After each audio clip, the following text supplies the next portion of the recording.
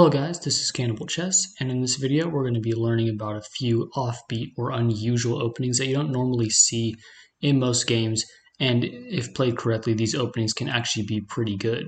So the first opening out of the three that we're going to talk about is the bird's opening, and it starts with f4, and the main responses for black is either d5 or knight f6, and the response of those two moves for white are kind of similar either way.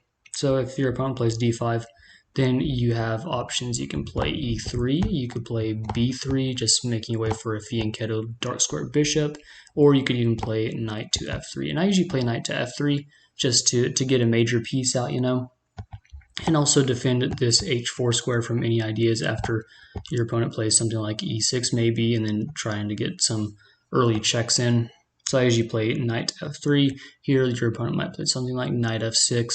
And there are still a few options here. You can always play b3, you can always play e3, or even d3. And d3 kind of seems logical, because you're now defending this pawn with the bishop, and you're also keeping the knight from going to e4. So you kind of just have to play smart in this opening, and you'll do fine. You could play b3 here because then you're going to be able to get the fianchetto dark square bishop going, have a nice long diagonal, or the computer is saying you could play e3 and then you would be able to get the light square bishop out as well potentially. So there's a lot of possibilities in this opening for white for sure. And for me, the reason to play this kind of opening is just to make an imbalance in position. It usually gives you a better chance of winning games. So let's say if you play this knight f3 move, your opponent tries to do this, then the best option for white is actually to play e3. And so now you're protecting the knight, but you're also pinning the knight to the queen. And so if black continues with something like knight to f6 here, then you can play bishop to e2, and then you're just going to end up being able to castle. And what I really like about the bird's opening is that, yes, it pushes the f pawn forward, so you're always going to have this idea of possibly getting your rook lifted. So after something like knight b to d7, something like this, then you could probably castle, and then if they at some point take here, then you could always take with the rook, and then you always have an idea of bringing the rook over if they castle kingside. If they castle queenside, then you can also just bring the rook back down, put the bishop on f3. You have this nice long diagonal now hitting the pawn, and you can also get your knight out and then just start attacking on the queen side as well. Now the second opening we're going to talk about is actually a gambit, and it's called the Blackmar gambit, but it's a very interesting gambit to play for white. So it starts with d4, and your opponent goes d5, and here you play e4. It's a very odd move for white, but it actually works out quite well, especially in this line that you would probably see people playing a lot. So they take the pawn on e4, you play knight to c3, they play knight f6, of course, trying to defend the pawn on e4, and then here you play f3. And so assuming that, they don't want to just let you take and then get the big center again, they just take.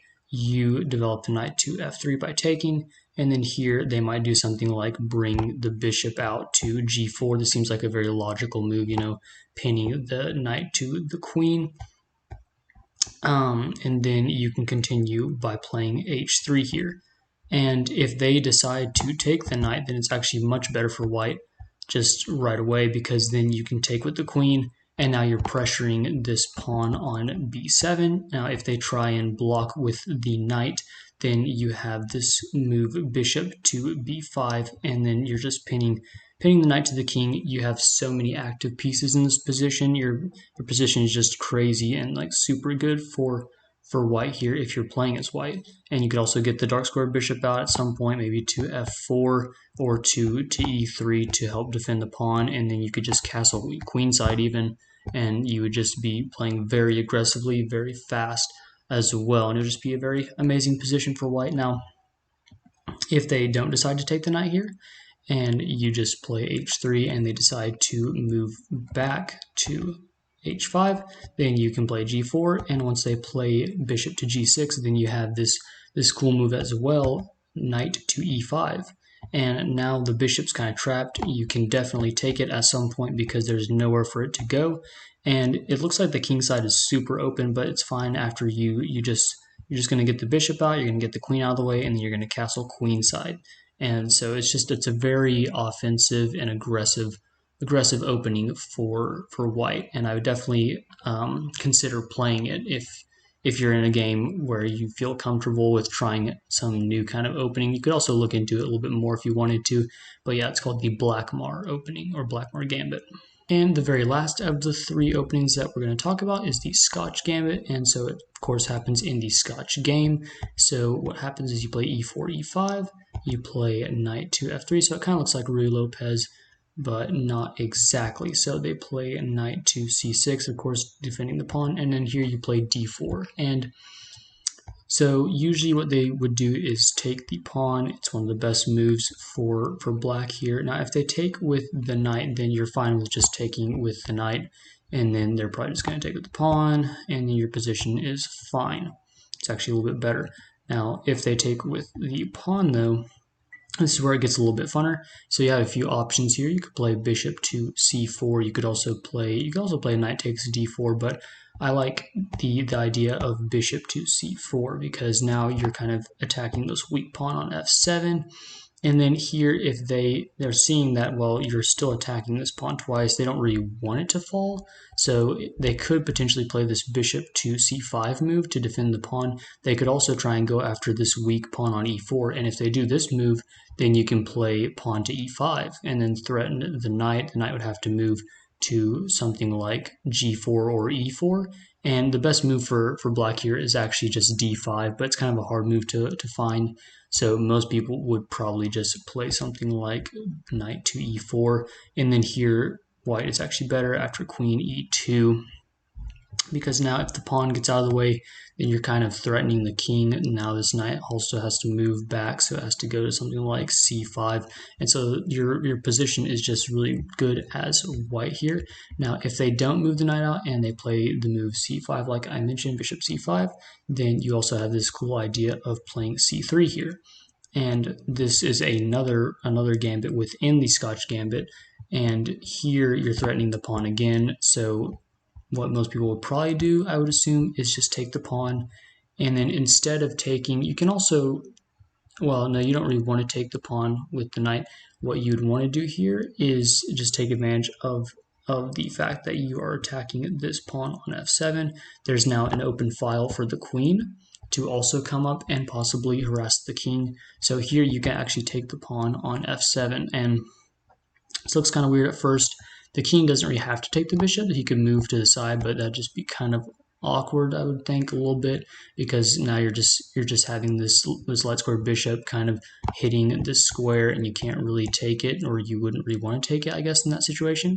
But here, the best thing is probably to just take, but this allows queen to d5 check, so you're checking the king, you're also hitting the bishop. So once the king moves back to something like e8, I would guess, you just take the bishop.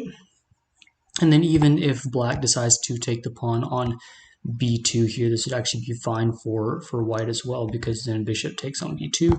You have this lovely diagonal. You're hitting this weak pawn on g7, and the queen is slicing this diagonal, so there's really nowhere for the king to go.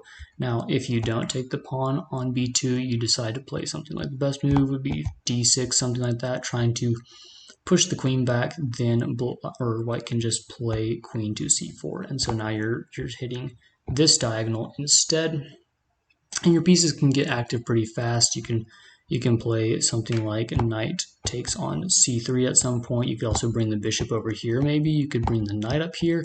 You could castle, and so there's like a bunch of different things you can do in this position as white. And yeah, those were my three unusual or aggressive openings for white. I hope y'all will try them out in your own games and have success with them. And thanks for watching the video. Please subscribe if you haven't already, and have a nice day.